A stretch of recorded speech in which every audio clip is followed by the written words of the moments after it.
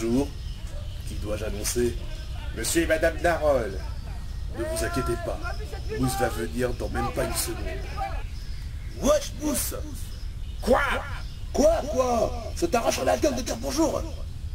Vas-y, qu'est-ce que tu veux? Vas-y, descends! Mais pourquoi faire? Descends! Mais pourquoi faire? Mais vas-y, descends! Et pourquoi faire?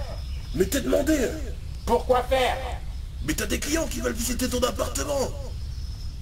Je pensais que c'était demain. Ok, j'arrive. Jacques Vitreuil est né dans le Lot-et-Garonne, où il intègre une classe de maternelle.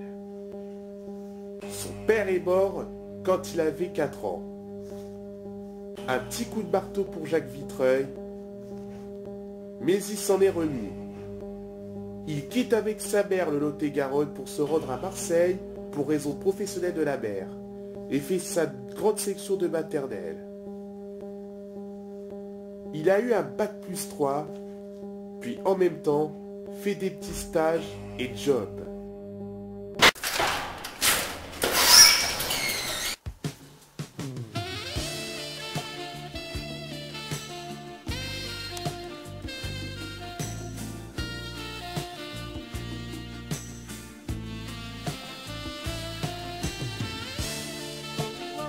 Waouh! Il est petit! Ça nous convient, hein, Amandine?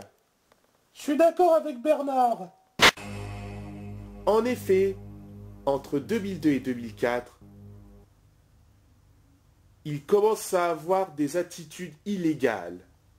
Exemple, outrage à un agent, délit de fuite. Cela lui a coûté beaucoup d'amendes. Ah oui, on ne lui faisait pas de cadeau. Non seulement à l'époque il était en excès de vitesse, mais en plus il a refusé de s'arrêter quand on lui a ordonné de s'arrêter. Cela s'est passé le 5 septembre 2004 sur l'autoroute A7 où s'est déroulée une course-poursuite. Jacques Vitreuil a écopé d'une amende de 100 €.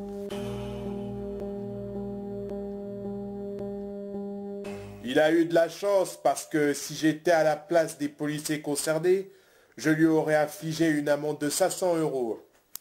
C'était son dernier acte de délinquance. Après, il s'est fait oublier. Il avait l'air violent. Il avait une force.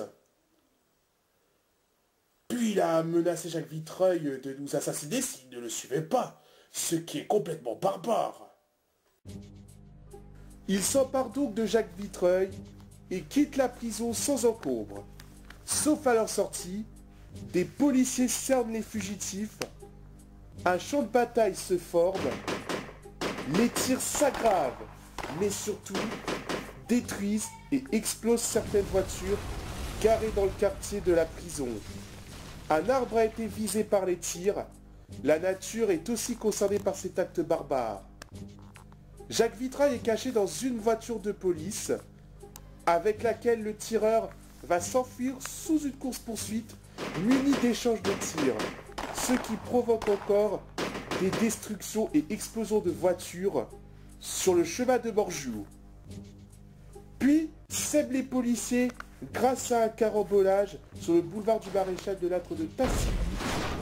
Les policiers perdent leurs traces, mais la voiture de police se retrouvera brûlée à quelques kilomètres de l'aéroport Barigliane. C'est émouvant d'entendre ça. Surtout qu'on a passé 11 mois dans la nature à se déplacer, à chercher des endroits où se cacher, surtout pendant l'hiver, avec la vague de froid. C'était difficile. En plus, subir Edgar Brassier à longueur de journée, c'était l'horreur. Edgar Brassier est natif de Marseille.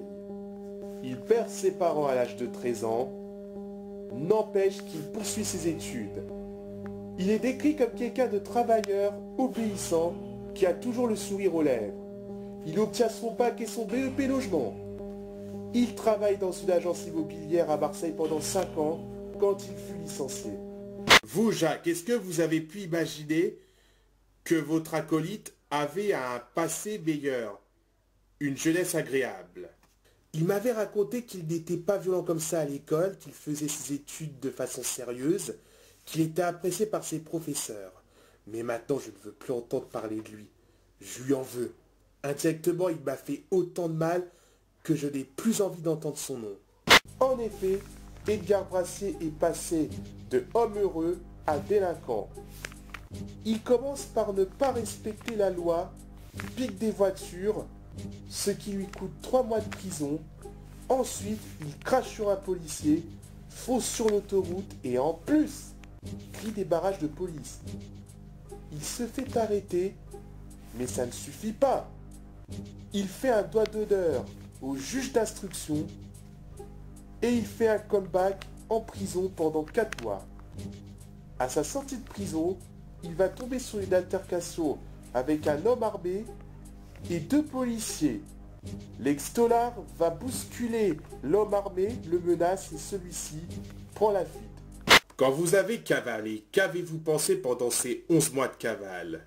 J'ai pensé que si je n'avais pas volé le sac à main d'Adli Bouja, je n'aurais pas vécu le cauchemar pendant 11 mois parce que j'avais fait 8 mois de prison. Normalement, je devais faire 10 mois. Ce n'est quand même pas beaucoup, même si... Mais sinon, je n'avais pas demandé qu'on me sorte de prison de cette manière.